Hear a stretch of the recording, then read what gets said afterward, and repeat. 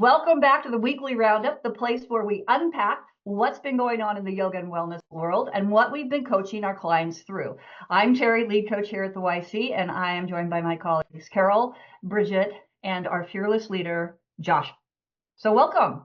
So what's on our mind? So one of the things we were talking about before we jumped on is, where it's like, what the heck should we talk about? Because this truly, we are completely unscripted. As those of you who followed us will attest to, we go off on all kinds of randomly odd tangents. So one of the things we've been talking about and seeing, not just in the yoga world, but in the fitness world in general, is just the explosive growth of Pilates, whether it's Legree versus traditional reformer versus mat versus an Inferno Hot Pilates HIIT class. It is like Carol was commenting about, well, Carol, why don't you tell us what you've been seeing on your feed?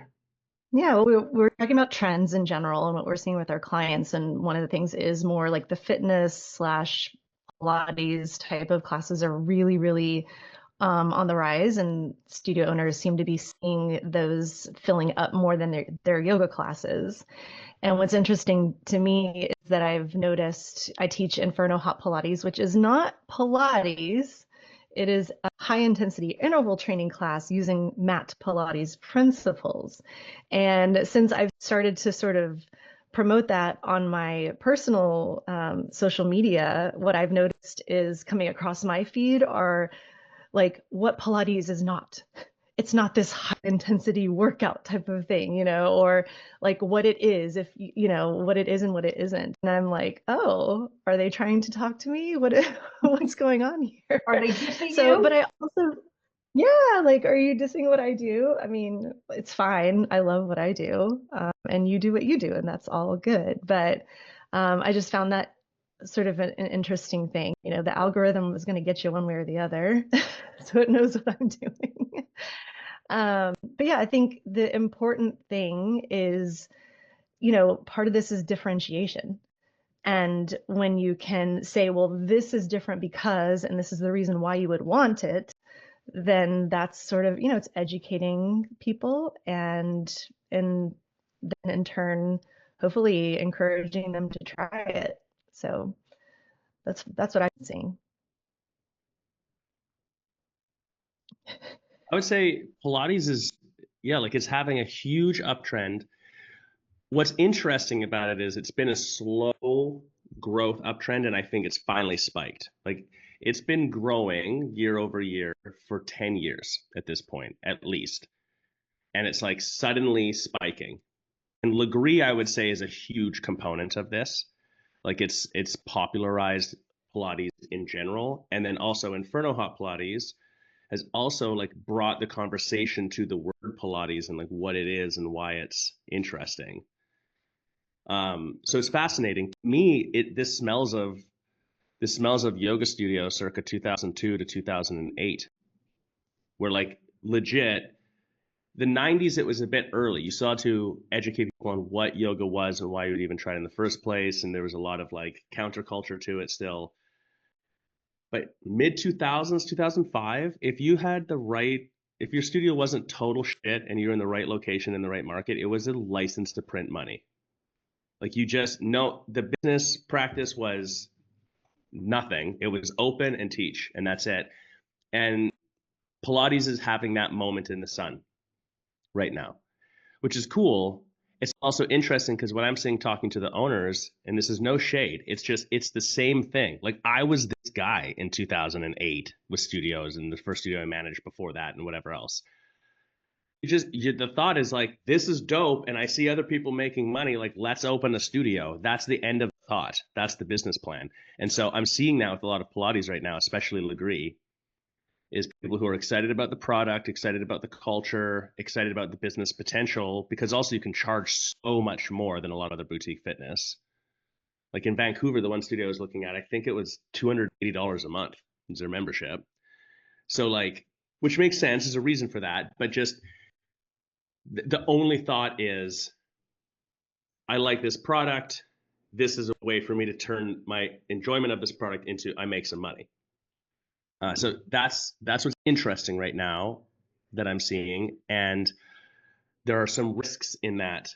It'll have its moment, but the question is like, what happens if your studio doesn't just organically have its moment because you're not in the right location, or what happens when the fad part of this, it's not going to go away for quite a while yet, but when it kind of cools down, like we're just, I need to draw a picture for this, but there's an arc with product where you have you're unseen, then you get the early adopter phase, then you get the standard adopter of the main phase.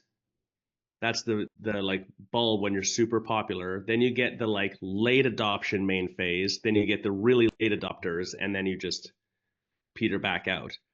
And it doesn't mean that something negative happens, but yoga's gone through this. There's very few people in the North American market, in the Western culture market, who are like, what is yoga? Why would I maybe do yoga? Is yoga good for you? I should try this yoga thing. I've never done a yoga class ever. Like, there's very few people. We're already all through that spike. That's what happens with the fad. It doesn't mean anything negative happens. There'll still be people practicing forever, but now it's like it's a different thing. Pilates is on the upswing of this bump right now. So it's going to go over and come back down. That could be 1 year, 3 years, 5, 10, 15, who knows? There's no chance that it will stay up there permanently. That has never happened with any product ever. So yeah, the business practice side as a coach, I look at the whole thing. I'm like, it's really cool to see that this wave is happening.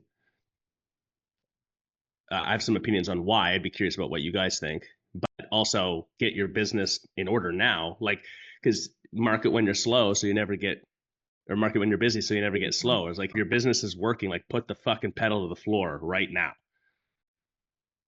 Well, I love it's interesting, like the history of Pilates. A lot of people don't even realize the history of Pilates, because there was a Pilates, Joseph Pilates. He was the man who developed Pilates. And for those of you who don't know, he was a German national that lived in England when the First World War broke out. And the English rounded up all the German nationals and put them in concentration camps, put them in POW camps, I should say, prisoner war camps. And Joseph Pilates had always been into health and fitness. And so he started basically a workout program. And a lot of the POWs came out healthier than when they went in to the POW camp. And then he emigrated to the States.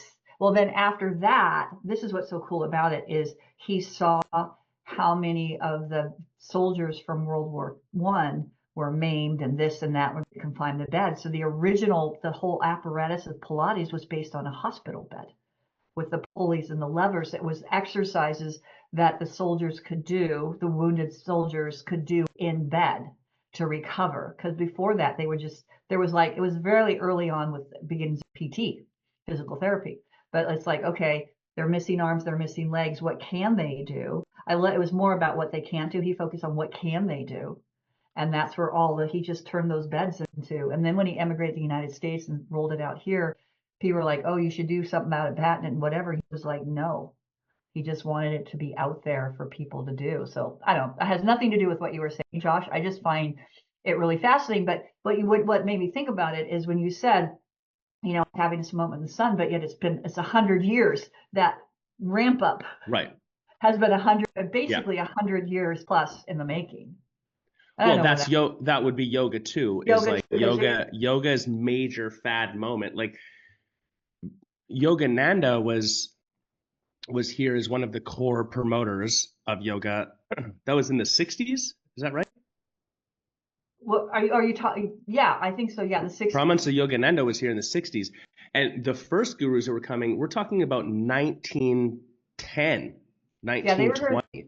Like, it's not even, and then in yoga, you go back thousands of years, or in India, you go back thousands of years. But I'm saying, like, it arrived in North America and in Great Britain, forever ago. And it wasn't until 2000, and I would say 2005 to 10, it was its like fad peak, So same thing, like, these trends take time. Pilates, same thing. It's like, it's taken this time. It's the same thing. Here's what I would point out. Like, it's why this is so friggin' fascinating to me to witness as a coach. When yoga first started gaining mass popularity, who was it for? Who was the person who primarily, stereotypically, even to this day, who's the yoga stereotype? Elite, wealthy, elite. Maybe demographically. Women, Rich white lady? rich white lady. Rich white lady, sure. But like, also, what age are they? Not now. What age were they in 2005 to 10? 30s and 40s? Right, 30. Yeah. 30. Now, yeah. now what's the average age for yoga? Well, 50, because we grew up with it. Uh-huh. We live in a culture where whatever the 27 to 35-year-old female is doing who has a little bit of money, that's the cultural fad. Like, it's very well documented. Deep marketing is on a play that, like, that's the group. If you can get traction there, everyone else will follow it. And you could make the joke that it's like, how did guys get into yoga practice in North America? Because classes were full of spandex wearing women. Or And the like, girlfriend, yeah. obviously there's so much more to it than that. But like, I point this out because even today, but let's go back 10 years, I say Pilates practice, and you think who practices Pilates? White women, middle-aged. 27 to 35-year-old, got some money, white women who are in shape, Pilates body or whatever. No men. It would be, if a guy says he practices reformer, like goes to reformer or whatever, he starts talking about the Cadillac or whatever else, you're like, what the fuck, really? Like, that's how you would react to it. So I just pointed out that, like, everyone wants to think they're special. Pilates is it's the same exact standard, we repeat history arc of what's happening. So it's interesting, and it's in the moment now where I think part of what Legree has done is he's created the situation where the male market is now looking at it in a stronger way too. Still, it's a female dominated market, but the male market is coming behind it. So that'll be part of the second wave. And I'd also point out, CrossFit would be an example where CrossFit gained a tremendous amount of popularity and people were talking about it or whatever else. But it was a little short-lived in that it had counterculture movement against it really quickly. And it's because, in my opinion, it's really easy to come up with arguments against CrossFit. Like, it's not controlled movement, it's risky. If you're not in shape, it's really hard. You can injure yourself. People do injure themselves with CrossFit. Now, I'm not talking shit on CrossFit. If you have a good CrossFit instructor and you're paying attention to what's happening, like, it is, you can debate that it's accessible, whatever, but it's really easy to argue against it. Pilates, very much like yoga, like, what are the 6 principles are: breath, control, centering, concentration, precision. There's one more: flow. Oh. Like, tell me those aren't yoga principles from a German guy who, Germany's heavily yoga influenced, who then also is in England, heavily yoga influenced. You know what I'm saying? Like, I'm not saying he took it from yoga, but just there's a low impact, but still enough intensity, but also a slightly spiritual spin angle here, that whatever the product of the moment that hits that the most seems to be like it'll have its trend thing, because it's hard to make an argument against it. What's the major argument against doing Pilates? Like, you can be like, I don't like it, but it's really hard to be like, it's stupid, you shouldn't do it. Like, just like yoga, like, who should not do yoga? Everyone should do yoga. Who should not do Pilates? I don't know. Can't think of anyone. So same, I don't know. There's my rant on it. Same trend that we're seeing. Yeah. So what do we say?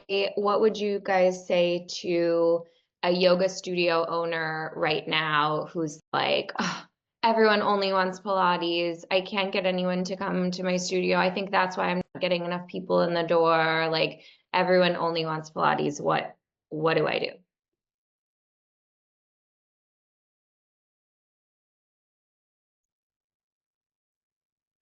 go buy a bunch of Legree and reformers and don't do that. Don't do that. That's not actually what I would say at all. You have to promote and sell your product, because I think this is a conversation we've been having a lot lately, is your class is a product. So you got to look at your product again, because if someone loves your product, it should be immune to trends. So if you have people that are there and seeing results and feeling good, then that means you have a quality product. And so I think at least I'm seeing with the clients I work with, the studio, and Carol, maybe you can chime in on this one, the studios owners that are really working with their teachers and working to define what their product is, what the class experience is, and really dialing that in. That's where that's what we see as successful. To Josh's point when he started, is it was, license and print money. You just open the door. And I would argue even some shitty locations and shitty studios would be packed to the rafters. I think some of those early on Beacom studios that were just pits, and they would just be packed. Beacom's the best example. Yeah. Think about this. It's 90 minutes, is hot as fuck. No one had proper oxygenation on a carpet. Yeah. Which is like dirty with your face on it. Like what others, if you were trying to make a studio shitty, that's what you would do. And it smelled like people were like, I love it. Let's do it. It smelled like the football like locker. A wet sock. Yeah, after a Friday night game, it smelled like a football locker room after a Friday night. Right. Not that I know. To this day, I would honestly say I would never build a studio like this. But if it's me personally, I would preferentially like to practice on carpet. I just fucking love it. I don't know. I don't know what that is. It's the truth. But let's not go down that rabbit hole. I think, okay, well, what is it that Pilates has right now? And then, because this answers Bridget's question, and Terry, you've already said it, but what is it that Pilates has that's similar to what maybe yoga had, that maybe yoga has lost a little bit of? And to me, yoga is in an identity crisis. It has for a long time. And like, what is it? And owners are saying one thing and touting one thing, but then actually teaching something different. And that incongruency is tricky. Like, Pilates is high intensity, low impact. Well, so is yoga. But when's the last time that you saw a yoga studio say that? And Carol, to your point, with Inferno Hot Pilates as the example, or Pyro Pilates, or whatever other brands out there similar to that, that's the thing they just went straight fucking at. High intensity, low impact. Yoga just has abolished that as something that you would say about yoga. And so, but if you're a really strong power flow, or especially a heated flow studio, like, that's the literal definition of what you're doing. Carol and I were just at a studio recently, and like, I couldn't think of a better, not that I would use those words necessarily, but like, that's what it was. It was intense. It was fast, intense, kick your ass, hot flow classes, but no impact, but there was no way you're coming out of the class and being like, it wasn't enough of a workout. Like, that was not going to be the comment. There's no way. So I think that's one. And yoga, it's like, what is it now? As much as people love the idea of being more flexible or mobile, really, like, I find it so hard to believe that there's enough people in the market that are like, you know what I really want above all else for my health and fitness journey? Flexibility. It's not cool enough. If you're super flexy, people are like, that's interesting, but do you have a six pack? Like, it doesn't matter. So unless you have both. Celebrity endorsement, like, it's pop culture cool. Pilates and Legree, especially right now, are pop culture cool. Yeah, well, back in the day, it was like Madonna, George Clooney. Exactly. Everyone practiced yoga. It was pop culture cool. Who's a major celebrity now that is actively promoting the fact that they have a yoga practice? A lot of them do, but who's like actively evangelizing it? Hilaria Baldwin. I don't know who that is. Okay, she knows. Carol knows. You can tell by my face. I know who Yeah, that we is. know. Yeah. We know. Wow. If you know, you know. I mean, I'm not her market, maybe. But you understand what I'm saying, though, right? Like, sure, there's some people, but just it's not regularly 2005 through 2010, even to 15. It was a normal occurrence to see yoga talked about by someone of influence in the larger market, and I don't see that happening in a major way anymore. Well, now Um, Madonna's extolling Pilates. There you go. right. Yeah. Lady Gaga, Kate Hudson, David Beckham, LeBron James, Hugh Grant, Jamie Lee Curtis, Sylvester Stallone. I just pulled up the list. Right. LeBron James. Like, who could possibly be more iconic from an athletic, cross training, whatever? They're like, yeah, Pilates. And back in the day, it was Kareem for Bikram. Kareem, it was Bikram. Yeah. Yeah. And his son became It's a Bikram. formula. It's a formula. It's an accidental formula, but I'm telling you, it's a formula. The mind-body connection is there. It's expanding. So when things are in an expansion moment, it's like suddenly you pay attention to them. If there's no ice cream shops in your town and then one opens up, you're like, eh. But then if the same brand, 4 of them open up, you're like, what's with this ice cream shop? You know what I mean? Yeah.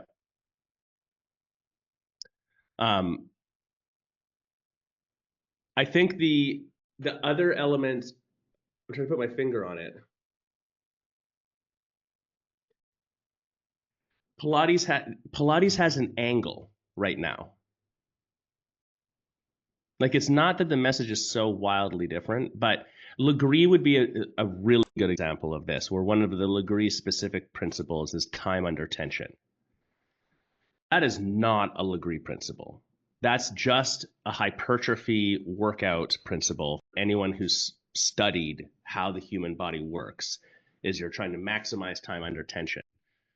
And actually, some of the science is starting to have a different angle of conversation on that. But that, even those words, time under tension, are directly related to hypertrophy workout culture studies. But that's the whole thing. It's this idea and that you can sell on. It's in indoctrination. It's a principle that you can teach me, not necessarily at first, but like 1 class in, 2 classes in, you can sell me on this idea of like, it's about time under tension, therefore more efficient, therefore more impact for you, therefore differentiatable. Well, Bikram. Now go to your yoga class and they're like, child's pose for 15 minutes. You're like, well, that's not time under tension. I'm not going to get in shape. If you talk about time, I used to talk about time under tension. And Bikram, you think about certain postures like awkward, awkward pose where you got your hands out, parallel the 4 fingers together, elbows locked, nice and tight, nothing loose, nothing hanging, right? You're holding that all 3 parts of the posture. That's basically time under tension. I'm not saying it doesn't have time under tension. I'm saying the shtick, the line, the consistent indoctrination to people, like, you need time under tension, and then it's really, really obvious in a Legree class that time under tension is the focus because you're like literally under tension the whole time. It becomes this repeatable thing that I want. They own Legree. Once you've practiced Legree, owns in your mind the concept time under tension. No one else, if anyone else says time under tension, you're like, well, that's just a Legree thing. Like, that's how strong that is. Yoga has lost that. Certain yoga lineages and styles had that before. Bikram with hot yoga, and that if anything, anyone can steal your speech, steal your piece, you're the loser. Like, it had those things. Ashtanga, flow, had those things.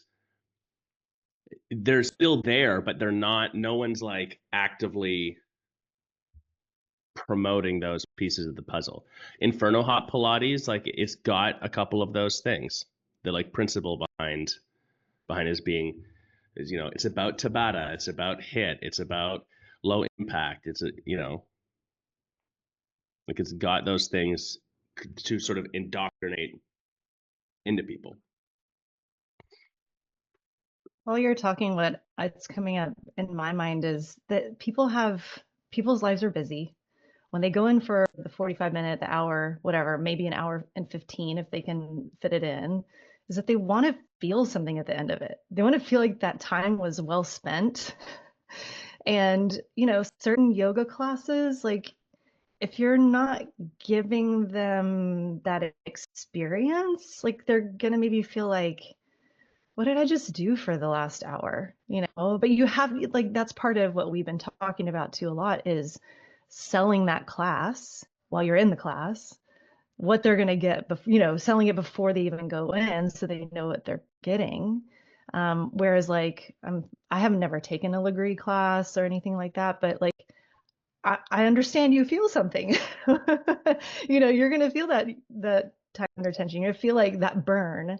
And I think that's another reason why these yoga fit classes are also really popping off, and like people are trying to add that fitness component so that the students are like, man, I really got a lot out of that last 45 minutes, an hour out of the class.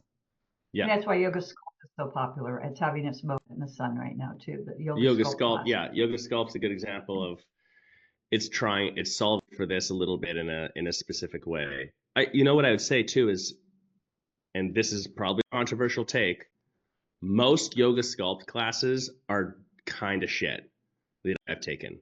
Like in terms of, okay, we're trying to have this time under tension and use the weight thing or whatever else. But if you're just willy-nilly throwing a weight into a yoga class, like those things don't directly go together. It's hard to teach a really good yoga sculpt class and understand, like, whatever. I'm not talking shit on yoga sculpt, but I'm saying it's trending up because it solves for, Carol, to your point, and Tara, what you're saying, like this sort of, I did something, it was hard, there was an intensity to it, feel like I accomplished something, element of it.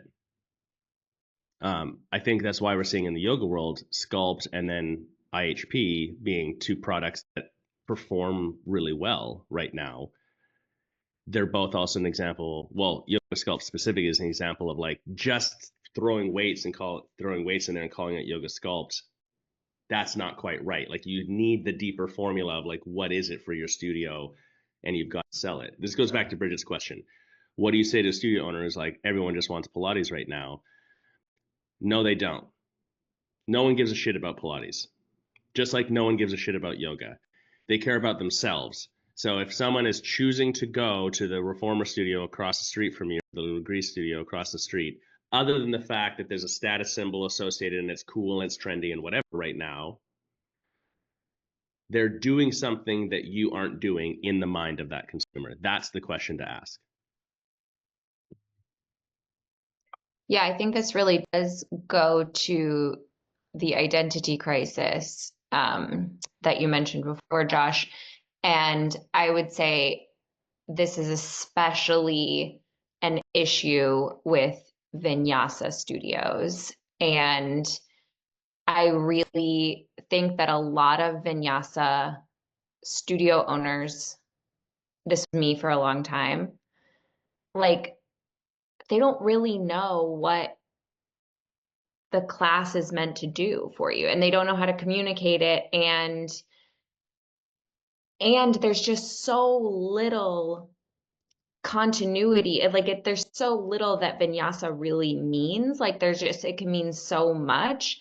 And I think this is just it's so important if you are a vinyasa studio, because like Bikram, hot, whatever, you have such specific sequences that you're doing, and like there's such, like what you're supposed to feel and where. Every vinyasa class I go to is completely different. There's way too many rests. There's way too many open mouth exhales. Like I talk to my teachers about this all the time. Like, and this is, so if you are a vinyasa owner or any yoga studio that maybe doesn't have such a strict layout of classes, go to the classes and see, like, how do you feel after that class? And did you get something that you think other people would want out of it? And I think that it's just this is such a big crisis in vinyasa studios right now. And I go to vinyasa. I actually kind of stopped going to vinyasa classes right now in the city that I'm in because I can't find anything that does what I'm looking for. And Yeah. I want it to be hard. And I go to my teachers' classes too. And I'll say that this is the number one feedback I give them is stop taking everyone into child's pose all the time. Like, what are we doing here? Like, Yeah. this isn't a gentle class. This isn't, and the open mouth exhales drive me crazy too. Like, why you feel nervous? This is like a little bit of a tangent, but yoga teachers, when they feel nervous, they need an open mouth exhale. And so they tell the whole class. And the problem with the open mouth exhale is it kills everyone's heat. It takes everyone way down. And that's not, what people want. And to Carol's point, you want to feel like you didn't just like kind of waste the last hour of your life, or like you want to feel like you did something after a class. Dude, it's so true. I love that you're saying this. I 100% agree. It's the teacher, this is any style of yoga. The teacher looks at the class and what they see is someone struggling or getting overwhelmed, one person out of the 30 sometimes. And so they're like, oh, we don't want it to be too hard. But 50% of that class also, like, whatever, did CrossFit this week and got their ass kicked and loved it, and they're talking about it in the change room. It's okay for it to be intense. Same thing with the, like, take it to the extreme, you go onto the yin side of it. Like, yeah, leave them in the posture for 5 minutes. You don't even have to talk the whole time. That's the point. It's okay.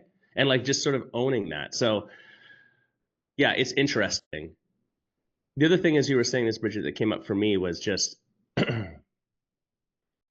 there's really an efficiency question here, and this is a larger cultural conversation that's been going on forever. There's an infamous article out there called "The Amazing Shrinking Yoga Class." This was years ago that this came out, and it's more true now than ever. That it's like classes used to be 2 hours, and then they were 90 minutes, and then 75 and 60, and now they're 30. And so there's a convenience factor. But what I would point out is that mat Pilates maybe slightly less so, because I would categorize it a little bit more like a yoga class, but definitely reformer and definitely Legree. It's like you can't go more than 45 to 60 minutes. A Legree class on average, I'm pretty sure on the Megaformer is like 45 minutes, like when you're actually in there doing the class. And then if you look at, like, I have a friend who owns a personal training gym, actually a series of them, very successful. The personal training time is 30 minutes per client. Like, you just cut it in half. But when you go and do the training with them, like, I cannot physically do more at the 30-minute mark. Because you don't clean a single weight, there are no breaks, you superset or triple superset everything that you do. And the trainer's there motivating you the whole time. What's beautiful about it is you go show up with your stuff, kick your ass, have a shower, and leave in under an hour. So they charge $450 plus per month for personal training. Like, it starts there, and they've got hundreds of people on it because it's for the person who's like, I fucked around trying to figure out scheduling, and I fucked around trying to do all these things and working out more and running an hour a day and whatever else, and I didn't get results. And it's like, they're getting more results in less time with sort of whatever. It's a better product. So the length of a yoga class aside, I think one of the advantages that Pilates, especially Legree, has right now is the efficiency. It's not about the time. It's about the fact, to Carol's point and your point, Bridget, like, you go in, you kind of guarantee you're going to get a certain outcome, and there's no fluff. Because I was thinking in a yoga class too, like, okay, you go into a 75-minute yoga class here. The first 10 minutes are a breathing exercise, but not like a really good pranayama breathing exercise. And then the, like, lay with a block under your back to slowly open up, then do some stuff. And then the last 10 to 15 minutes is their cool down, which is like pigeon and then savasana. pigeon happy baby savasana, and that's half the classes here. And so for me, I'm like, we could just cut 20 minutes out of this class and I would feel like I got the same result. There's nothing wrong with those postures. There's a place for them. But anyways, it's, if you're comparing, I can go feel like this after 45 minutes here, or I can do 75 minutes, or extreme Bikram 90 minutes. That's a different conversation, but like, or 90 minutes over here, plus travel time, plus shower time, plus whatever else. And it's a good example of like, I'll pay more for that. I'll pay double for half the time for the same result as a consumer. Go ahead, Terry. I was going to say what you were describing there just a little bit ago, and Bridget, to your point too, we've been talking a lot about this, is, I mean, going back to what I said earlier, is your product, defining the product.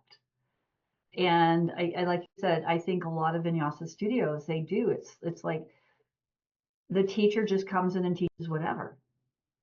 And you can still have like a good example is last year I did when I was on site. It's an on site. They're a vinyasa studio, hot. They do hot vinyasa. They also do cool classes too. They do hot, unheated, and heated. Let's see, we're supposed to have remotes in this. Yeah, is they had their signature flow. It's what their teacher training is about, their signature flow. They have branded to it'd be like Nomad signature flow kind of thing. And I took 4 different classes while I was there, and every single one of them was completely different. And I said to the studio director, I said, are they supposed to be basically the same? She said, yeah. I said, you have a product, including hers. I said, you have a product problem, because none of them, they were all very, very vastly different. And I got a vastly different experience in each one. And the one that I actually liked the best for me personally was not the owners. It was a teacher, one of the teachers who teaches kids yoga. And what I liked about her class is, because she's used to teaching kids yoga, when she teaches adults, she kind of does the same thing. It's very simple commands. It's easy to understand. She makes it fun. And the others were like, what the fuck does that mean? Whereas with the teacher with kids yoga, she was very, very easy to follow. It was easy to, and I felt like I felt good at the end of that class. So I've taken it. Yeah, I'm with you, Bridget. It's like, it's tough. I'm too picky about yoga classes, and there are so many crappy ones out there. Sorry, straight up, so many crappy ones out there. And it's really hard, like as a vinyasa teacher, because every training is different. You don't know where these people, like, unless you have your own training. Like, I still run into this issue. The other day, my lead teacher told me she went to a class, and this might not mean anything to you guys, but she taught like 8 sun salutations, like the same one. And I was like, what? She did what? Like, what?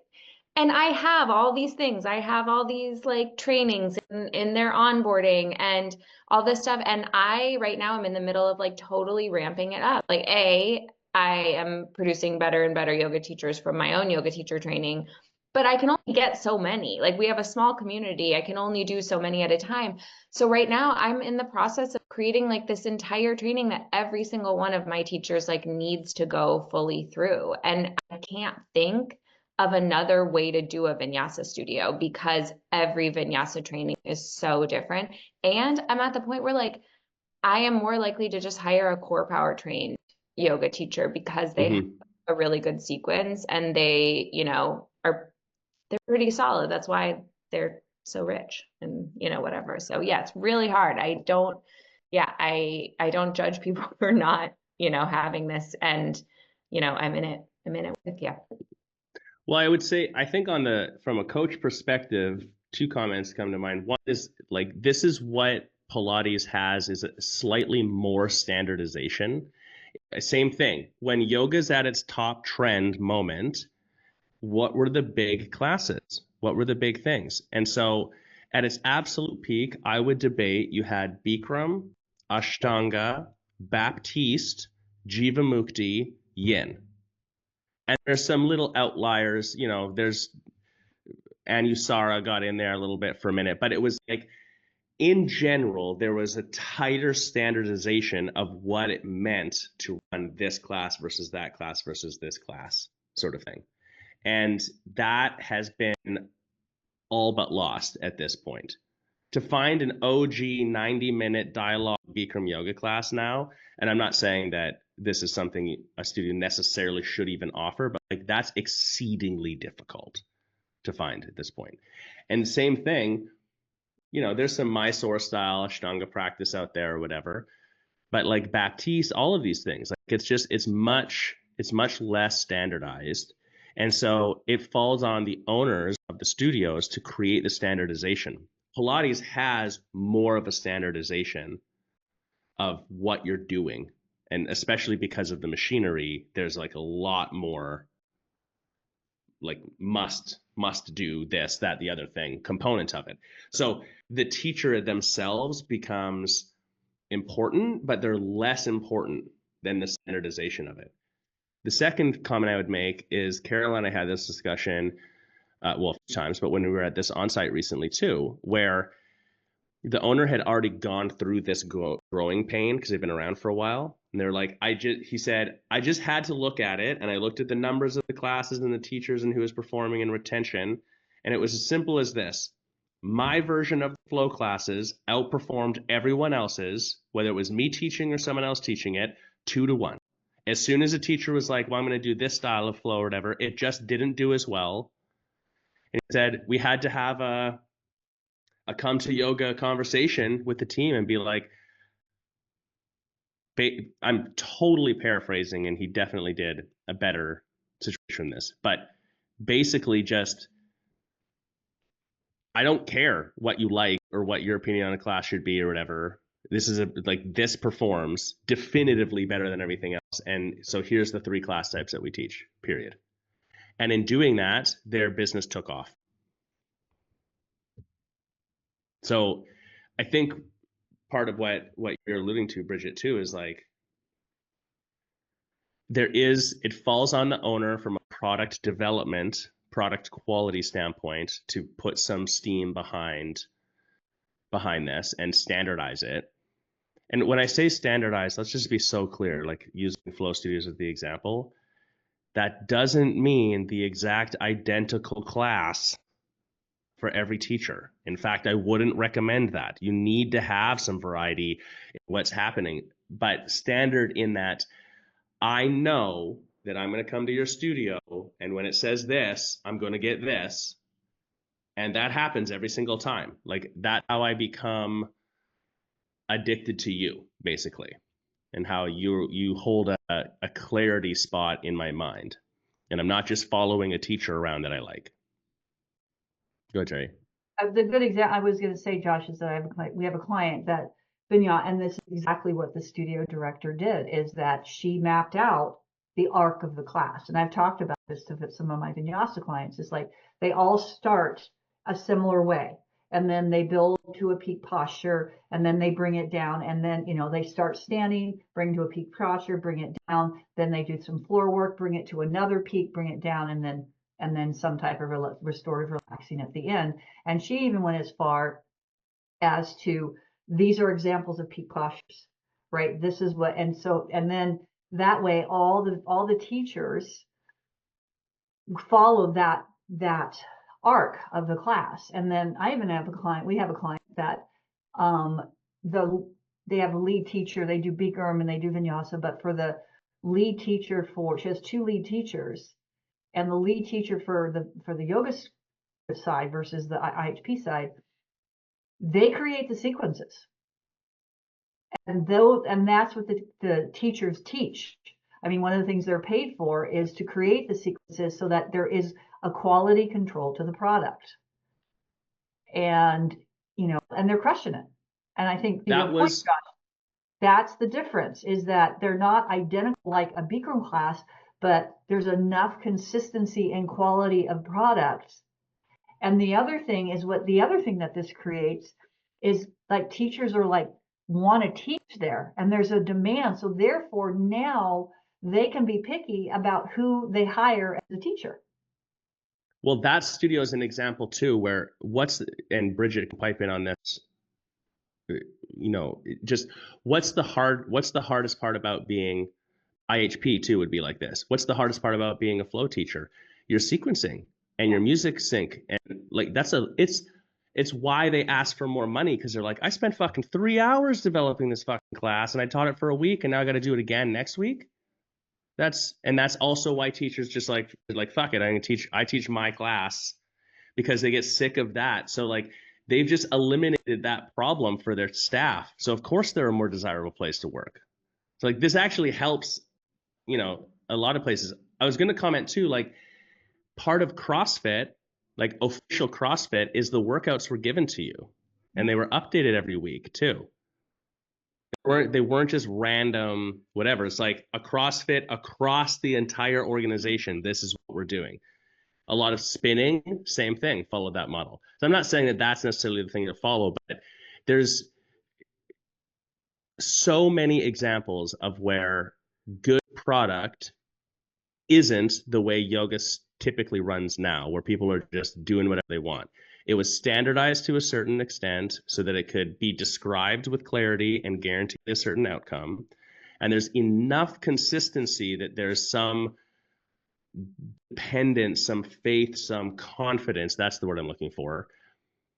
Confidence in the product when I go to your studio. And so I feel like that's it. Let's go back to Bridget's question.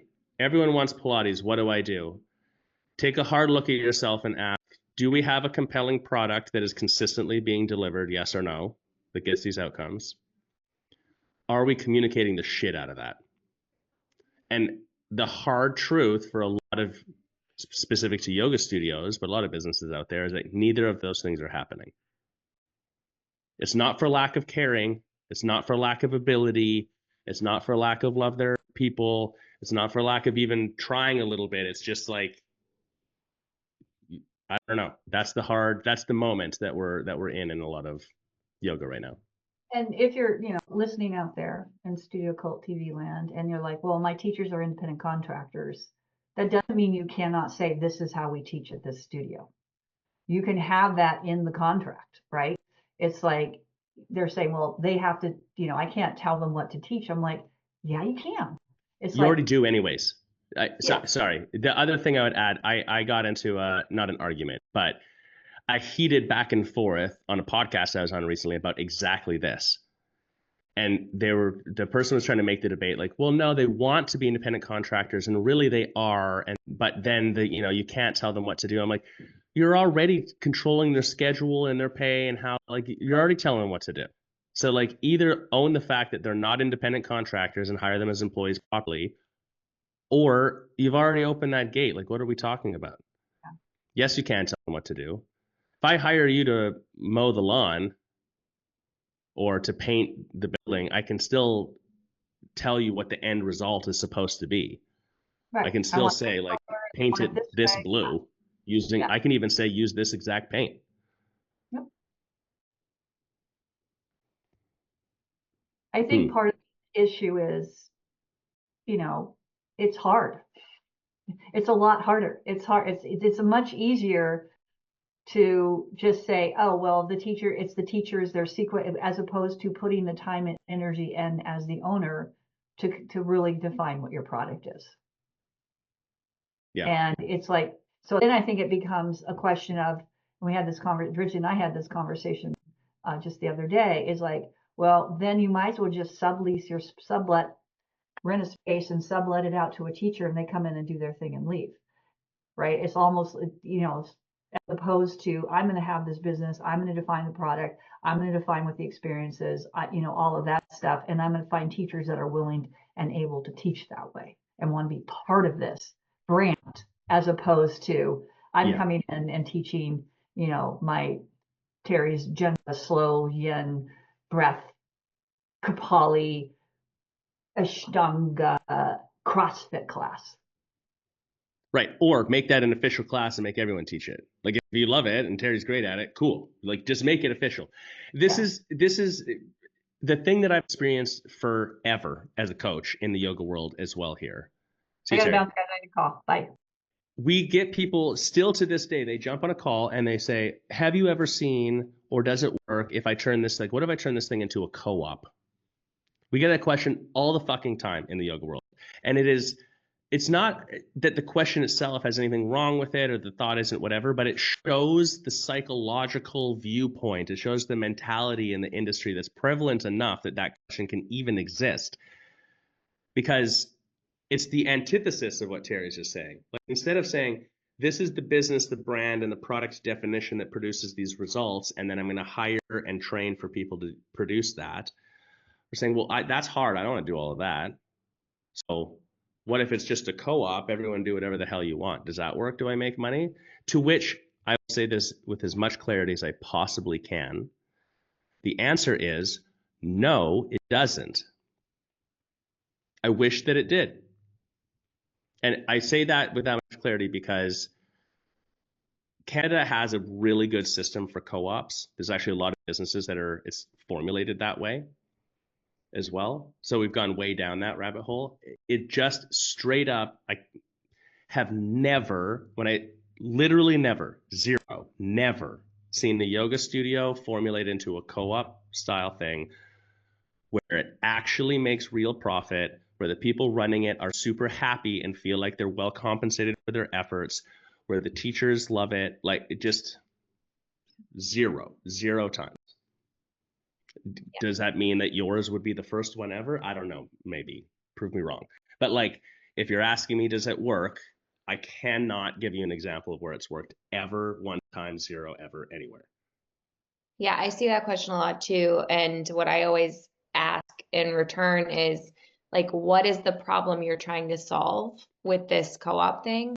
And usually the answer is either I don't want to do all the work, or I want more money, like somehow that, like, I need other people to like bring in more money, or like we need, more. Yeah. And both of those problems, well, they're kind of two different problems, but that's not the way to solve either. Well, I think that they're actually the same problem. The underneath it is I'm overwhelmed. Yeah, totally. I'm overwhelmed and I want out, not out of the whole thing, but I want out of the scenario that I'm in. Like, I'm not making enough money to be like, well, at least I'm making bank. Yeah. And I don't have enough help that at least I'm like, well, I'm not holding the burden of doing everything because, these other people are helping me and we're growing the business in the direction. Mm-hmm. It's why our brand leans so heavily into, we have the internal core value of make them more money, mm-hmm. which it's because it's that simple. Like, as a coach, it's as simple as this. If we coach you for a year and you don't make more money, well, then what the fuck are we doing? Like, I don't even want your money at that point. That's why we have a guarantee on our major coaching program too. But just so many problems, thoughts, solutions like this are immediately obsolete when the business does well. It's why wealth accumulation and entrepreneurship is a spiritual practice. He's right. It's hard. How lucky for you that you get to be an entrepreneur and work through these things that are a challenge for you. Imagine the person that you are going to become and how strong you will be, and the feeling that you are going to get when you make $1.5 million in a single location yoga studio and personally take in $250,000 teaching people yoga classes. Holy shit, that's awesome. How lucky for you. But you have to make that decision first. Carol's laughing at me. She's like, oh, here we go. We got them all fired up. All good, all good. Yeah. I don't know what else to say. That's like a mic drop moment. What else can you do? That might be it. We solved it all for today. Yeah. All right. Homework for anyone listening to this who's not a Pilates studio. If you're a yoga studio and you're like, what's up with this Pilates things? What are they talking about? Go take Pilates classes. Yeah. I mean this for like for you to add it to your business. Think about what we've been talking about here. Go take a reformer, go take a mat class, go take a filigree class. Yeah. Take a couple of them. And don't worry about do you like it, do you not like it, whatever else, the business operation part, not even that. Just the product of what it is. Like, what is this and what is it that would be interesting about this? Like, what are the positive parts? Because I will bet you any money that you can identify 3 or 4 things that are very clearly there. And then you can just look at your business and say, like, what's our version of this? Do we have this? Yes or no? Yeah. And every studio owner that I talk to, I would say this is in them. They already have the answer. They already know this. They can get there. It's just you're so busy doing all this other stuff that we kind of forget to focus on it for a second. It's not some secret code or someone, like we help studios figure this out, but there's no coaching where we're like, okay, Bridget, at your studio at Honey Yoga, you should do exactly this in your vinyasa class. Like that's not what we coach to, because that's not actually how that works. That's not authenticity. But what we can prompt you through is like, what is your vinyasa class? Who is it for? What is the outcome it's supposed to be? What's the value point of it? So you can do that. Go take some Pilates classes. Come back and tell me about it. If you're a Pilates studio, bigger thing, I hate to say things in the negative, but it's just like I've never seen it so crystal clear where an industry on the whole is just riding up and over this wave and business operationally have no support systems in place. Like there's same thing. What's the price? I don't know. These guys charge this. It's that same old thing again and again. What's the major strategy? Sell people and get them in here. And here's the big one. Pilates, you know who loves Pilates more than anyone else on the planet right now? ClassPass. Oh, yeah. ClassPass fucking loves Pilates. And it's a lot of ClassPass. And I'm telling you right now, like that kind of works because you're getting paid more. Like yoga studio makes what, $10 off a ClassPass, maybe if you're lucky. Pilates is like 20. So it kind of works, but it's not going to keep working. Like if you can't get real MRR internal, if you can't own your own client base, if every person who comes on ClassPass, if you are not either converting them or getting their contact info to directly market to them moving forward over a 5-year time horizon, you're fucked. Like you're going to be in trouble. Yeah. So.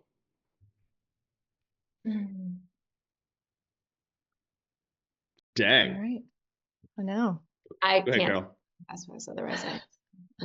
All right. Well, looks like that's a wrap on this week's weekly roundup. Listen live every Thursday morning right here on Facebook, or subscribe to Studio Cult TV on Spotify, YouTube, or wherever you're listening from. See you next week. Bye.